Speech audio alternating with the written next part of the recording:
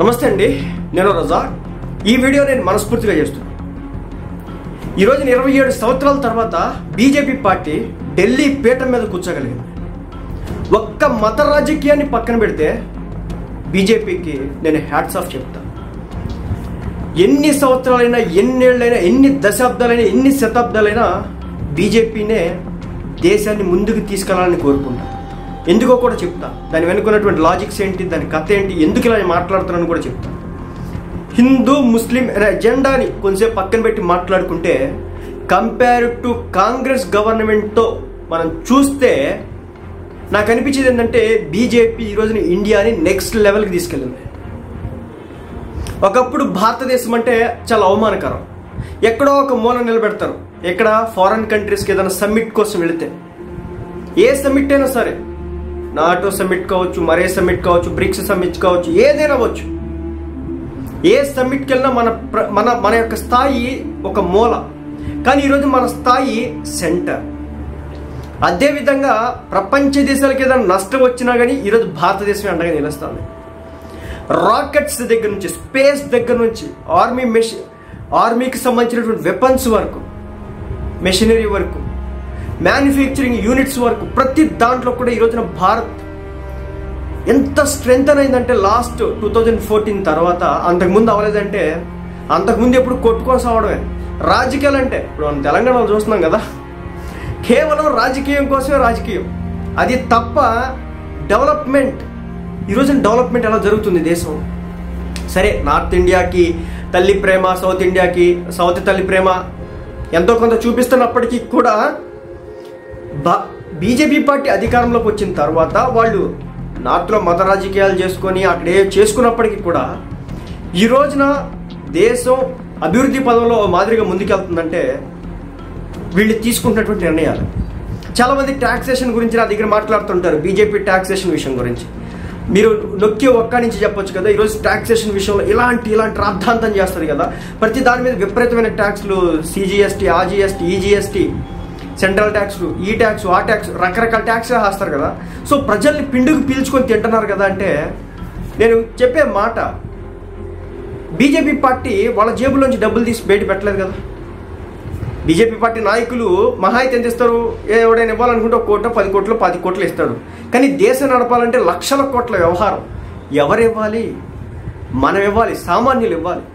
మనం కొనే ప్రతి వస్తువులో కూడా మనం ఏదో ఒక రూపాయ ట్యాక్స్ కడుతున్నాం. కాబట్టి మనకున్నటువంటి రోడ్లు, లైట్లు, డ్రైనేజ్ వ్యవస్థ, ప్రభుత్వ విద్యాలయాలు, కళాశాలలు, అదేవిధంగా స్కూల్స్, పాఠశాలలు, ఇవన్నీ కూడా తయారు చేయగలుగుతున్నారు. అదేవిధంగా గిరిజన ప్రాంతాలకి రోడ్లు వేయడం, నీళ్ల సరఫరా కల్పించడం, ఇవన్నీ చేయగలుగుతున్నారు.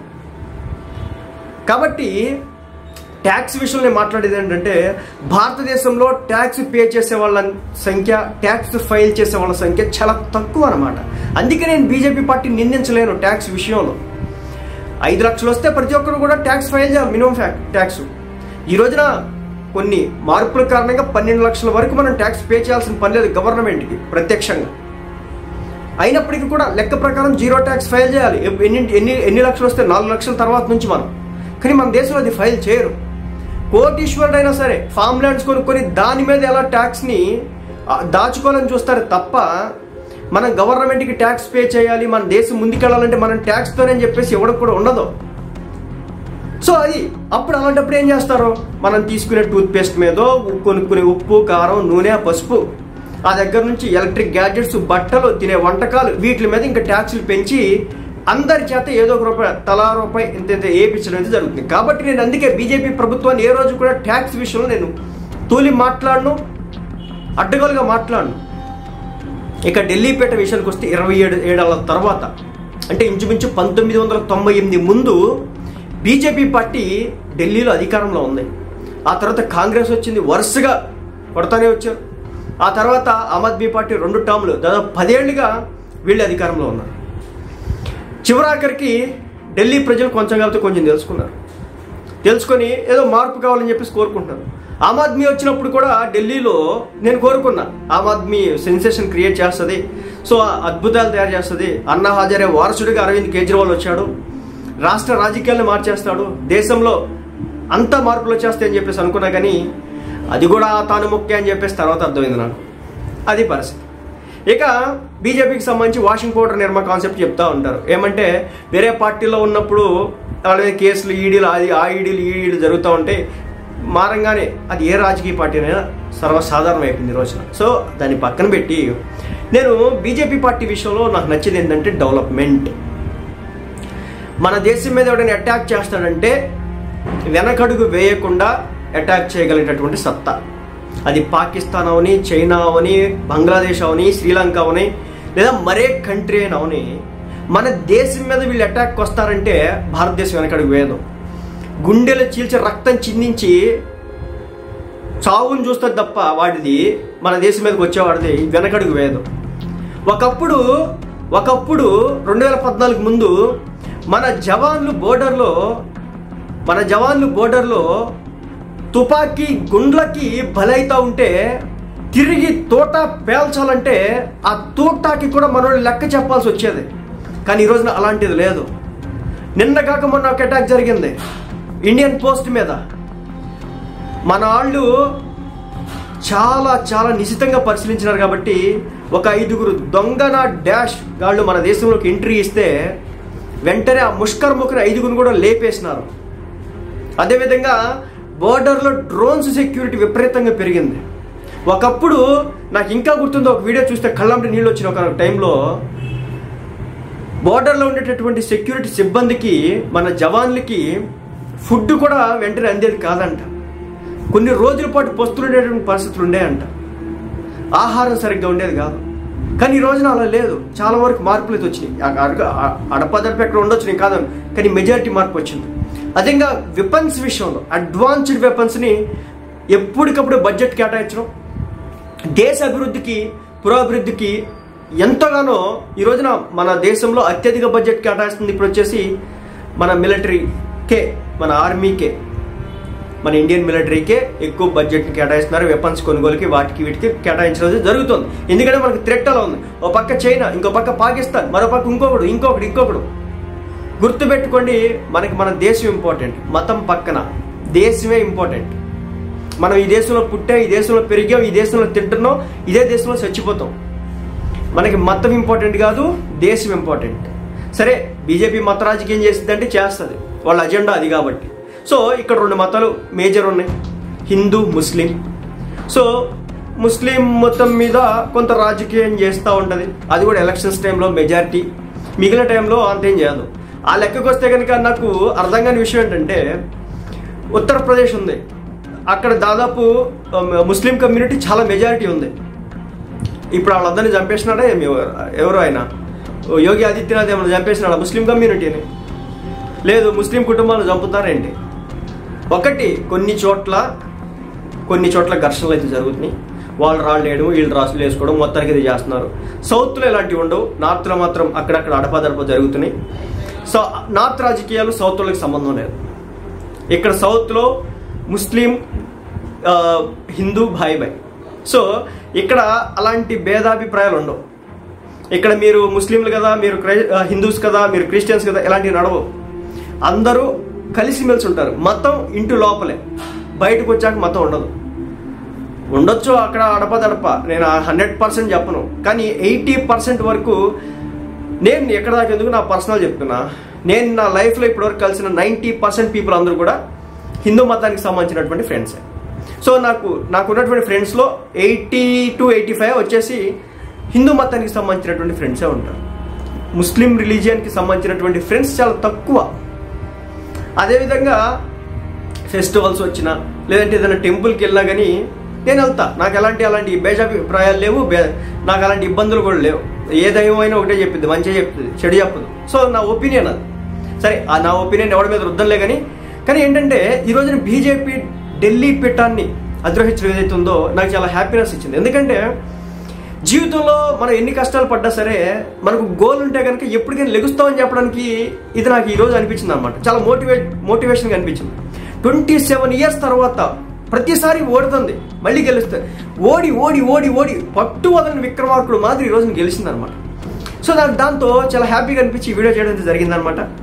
మొత్తానికైతే 1990లలో బీజేపీ అక్కడ అధికారంలో ఉంది. దాదాపు ఆ తర్వాత కాంగ్రెస్ వచ్చింది. ఇప్పుడు 10 ఏళ్ల పాటు అయితే వాళ్ళు ఉన్నారు. అయితే ఈ ఢిల్లీ డెవలప్మెంట్ అయితే జరగబోతుంది బాగానే. అక్కడ ఏదో నదులు ఉన్నాయంట, అవి బాగా కలుషితమైనవి అంట. అదేవిధంగా అక్కడ ఉన్నటువంటి ఎయిర్ ఏదైతే ఉందో అది భయంకరంగా కలుషితమైంది. అదేవిధంగా మన కేంద్ర ప్రభుత్వం, మన బీజేపీ ప్రభుత్వం ఒక సంచలన నిర్ణయం కూడా తీసుకుంది ఢిల్లీ డెవలప్మెంట్ కోసం అని చెప్పేసి. ఇక దీంతో అక్కడ ఇచ్చినటువంటి హామీలు కావచ్చు అవన్నీ కూడా జనంలోకి బాగా వెళ్ళి దాదాపు 48 సీట్లు వచ్చేసి బీజేపీకి ఇచ్చారు. ఆప్కి వచ్చేసి 22 సీట్లు ఇచ్చారు. కాంగ్రెస్ పార్టీకి అయితే 0. అసలు ఈ కాంగ్రెస్ పార్టీ ఉండగా అవసరం అనిపించింది నాకు అప్పుడప్పుడు. ఎందుకో తెలియదు, వీళ్ళ డెవలప్మెంట్ నాకు ఎక్కడ కూడా ఎప్పుడు కూడా కనిపించదు. మీరు చూడండి, ఒకప్పుడు స్పేస్లోకి మనం ప్రయోగాలు చేయాలంటే ప్రభుత్వం చుట్టూ కాళ్ళు అరిగేలా తిరగాలి, కేంద్ర ప్రభుత్వం చుట్టూ. కానీ ఈ రోజున మన ఇస్రో చైర్మన్ చెప్తున్న మాటలు వింటే గూస్ బంప్స్ వస్తున్నాయి. కేంద్ర ప్రభుత్వమే స్పాన్సర్ చేసి మరీ డబ్బులు ఇస్తున్నటువంటి పరిస్థితి.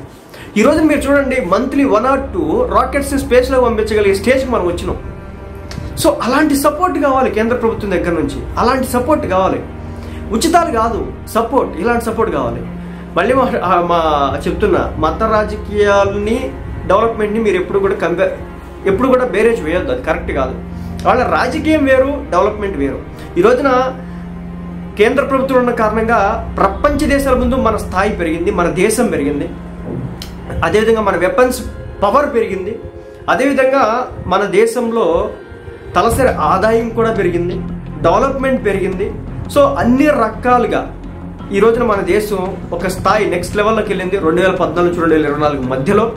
కాబట్టి ఇది వర్త్ గెలుపుగా నేను భావిస్తాను. సో మొత్తానికైతే బీజేపీ పార్టీ గెలుపు చాలా అత్యద్భుతంగా అనిపించింది.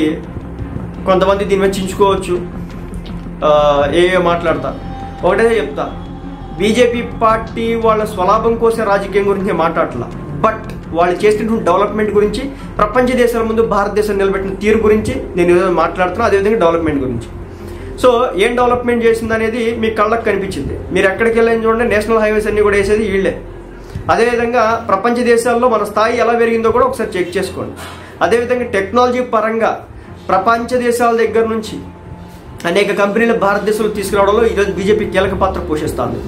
సో చైనాకి వెళ్లాల్సినటువంటి చాలా కంపెనీల్ని మన దేశంలోకి తీసుకొస్తుంది.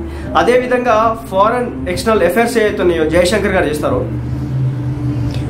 సో చైనాతో డిప్లొమేట్ చేయడం కావచ్చు, అమెరికాని ఒక ఆట ఆడుకోవడంలో కావచ్చు, రష్యాతో ఉన్నటువంటి బాండింగ్ కావచ్చు, ఇజ్రాయెల్తో నడిపేటటువంటి రిలేషన్ కావచ్చు.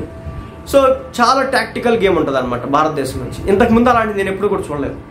భారతదేశం నుంచి ఒక పర్సన్ డిప్లొమాటిక్గా వెళ్తున్నారంటే రఫ్ ఆడిచ్చి ఇక్కడికి వస్తున్న పరిస్థితి. మరి ముఖ్యంగా వెస్ట్రన్ కంట్రీస్ యొక్క ఆధిపత్యాన్ని పటాపంచలు చేయడం అసలుకి ఎలా ఉంటుందంటే ఉక్కిరి బిక్కిరి చేసి అవతలేస్తాడు అనమాట. సో అలాంటి ఫారిన్ ఎక్స్టర్నల్ అఫైర్స్కి సంబంధించినటువంటి మినిస్టర్స్ మన దగ్గర ఉండడం నిజంగా గత 2014 ముందు నాకు కూడా ఎవరో తెలియదు. సో ఇప్పుడు ఆ స్థాయి పేరుగాంచినారంటే అర్థం చేసుకోండి భారతదేశం స్థాయి ఎలా పెరిగింది. సో మొత్తానికి ఈ సందర్భంగా బీజేపీ పార్టీకి అభినందనలు, శుభాకాంక్షలు. కొంచెం మత రాజకీయాలు తగ్గించి అన్ని మతాలని కలుపుకొని, ముస్లిం మతంతో కూడా కొంచెం రాజకీయం తగ్గించి కలుపుకొని ముందుకెళ్తే కనుక మంచి భవిష్యత్తు ఉంటుంది. మళ్ళీ చెప్తున్నా, ట్యాక్స్ల విషయంలో మరి మీరు రాద్ధాంతం చేయొచ్చు, అది లేకపోతే దేశం నడవదు. అమెరికా లాంటి దేశాలు ఎంత ట్యాక్స్ వేస్తారో మీకు అర్థం కాదు. ఇప్పుడు దుబాయ్లో ఫ్రీ ట్యాక్స్ కదా, అక్కడ ఏమి ఉండదు కదా. అంటే ఆ గొడ్డ దేశం, ఎంత కమ్యూనిటీ ఉంటుంది, ఎంతమంది జనాభా ఉంటుంది, 140 కోట్ల మంది జనాభా. దారిద్రపు రేఖకు దిగులున్న వారి సంఖ్య తెలిస్తే మీరు షాక్ అవుతారు. రోజు మన దేశంలో ఆహారం లేక మరణించే వారి సంఖ్య, అలాంటి ప్లేసెస్ ఇంకా ఉన్నాయి. అంటే 1947లో స్వాతంత్రం వచ్చిన ఈ రోజుకి అలాంటి సిచ్యువేషన్ ఉందంటే కాబట్టి అర్థం చేసుకోండి. 140 కోట్ల మంది ఆ సౌకర్యాలు తీర్చడం అంత విషయం కాదు, అంత ఈజీ కాదు, మనం మాట్లాడేంత తేలిక కాదు ఆ గ్రౌండ్ లెవెల్కి వెళ్ళడం. కాబట్టి రాజకీయాన్ని లోతుగా ఆలోచించి అసలుకి మాట్లాడచ్చా లేదా, లేదంటే అసలు ఇతను మాట్లాడే దాంట్లో ఏమైనా వాల్యూ ఉందనే దానికి తీసుకోండి. అంతే తప్ప గుడ్డిగా అడ్డగోలు కామెంట్లు చేయొద్దు. My humble request.